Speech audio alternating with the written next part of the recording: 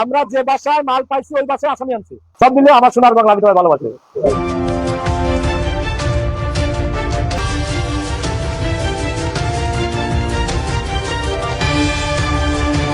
আমরা যে বাসায় মাল পাইছি ওই বাসায় আসামি আনছি, অর্থাৎ ঘরের ভিতর মাল পাইছি, ঘরের ভিতর আসামি পাইছি।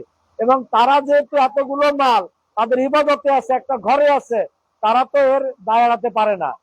আমরা তিনজন, এবং এই তারা বলতেছে কয়েকজনের নাম যে তারা মাল এনে রাখছে। তাদের কথাগুলো সত্যি কিনা এগুলো যাচাই হচ্ছে, এবং আপাতত তাদের বক্তব্য অনুযায়ী তাদের আসামি দেওয়া হবে।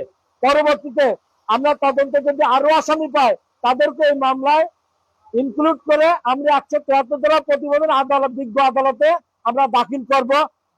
সকল আসামির জন্য সাজা নিশ্চিত হয় এই ব্যবস্থাটা আমরা থানার থেকে করে বিজ্ঞ আদালতে প্রেরণ করব। না না না, এখন পর্যন্ত মালামাল করে আন্দোলন নেই, যেহেতু ওখানে যেখানে উদ্ধার করছি আমরা ওখানে গণনা সম্ভব না, মব সৃষ্টির সম্ভাবনা আছে।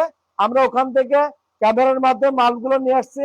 আমাদের ঊর্ধ্বতন অফিসার আমার রুমে বসেই মালামালগুলো গন্ডে প্যাকেট করবে, এবং এই যে অপরাধ করছে সেই ধারায় সমস্ত আসামিদের বিরুদ্ধে মামলা রুজু হবে।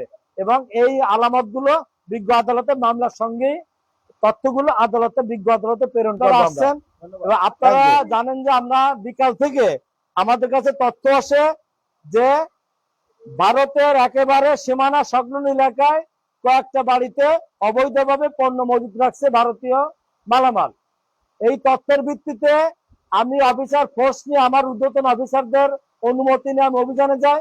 কারণ আজকে আমার অভিযানের যার একমাত্র কারণ হচ্ছে যে আমাদের অভিযানে মাঝে মাঝে কেউ কেউ নেগেটিভ নিউজ করে যে 10 বস্তা ধরলো, 8 বস্তা চলে গেল, যার জন্য আমাদের যে অভিযান, এই যে এখানে যে ক্যামেরা, এই ক্যামেরা নিয়ে যত সব পর্যন্ত আমাদের অভিযান চলছে, আমাদের রেকর্ড আসছে।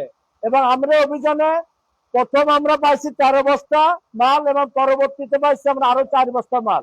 এবং এই যে পণ্য আনা নেওয়ার কাজে ব্যবহৃত 2টি বল গেট আমরা হেফাজতে নিছি। আসামি টোটাল আমরা 3 জন হেফাজতে নিছি 2টা স্থান থেকে। যেহেতু প্রচন্ড বৃষ্টি হচ্ছে, এই বৃষ্টি এবং হাওয়ার ভিতর আমাদের 3 বার নৌকা পাল্টানো লাগছে। নৌকা পাল্টানোর পরে আমি নিজে সহ আমার সহকর্মীরা অনেকে ভিজে গেছে এবং অনেকে আহত হয়েছে। আমি নিজেও নৌকা ভেঙে নিচে পড়ছি। যাই হোক না কোনো, সেটা বড় কথা না। আমাদের কথা হচ্ছে যে এইভাবে যদি আমরা এগিয়ে যাই এবং আপনাদের যদি সহায়তা করেন, এগুলো কিন্তু আমাদের তথ্য দিচ্ছেন কিন্তু আপনারাই। আপনারা যারা গণমাধ্যম কর্মী আছেন, আপনারা ফুটিয়ে তুলছেন, আপনারা তথ্য দিবেন। আজকের মতো যে অভিযান আমরা পরিচালনা করছি, এই অভিযান আমরা একের ভাগ অভিযান করব। আমরা মাদকের পাশাপাশি আমরা এই চোরাচালান কাণ্ডটা আমরা নির্মূল করতে সহায়তা পাবো। সহায়তা করবেন আপনারাও, এবং আমরাও সেই কাজগুলো করে যাব। এবং আমাদের কাজ বিশ্বাস অর্জন করার জন্য আমাদের প্রতি অভিযানে আমাদের ক্যামেরা রাখতেছে। ধন্যবাদ আপনাদের। আসসালামু আলাইকুম।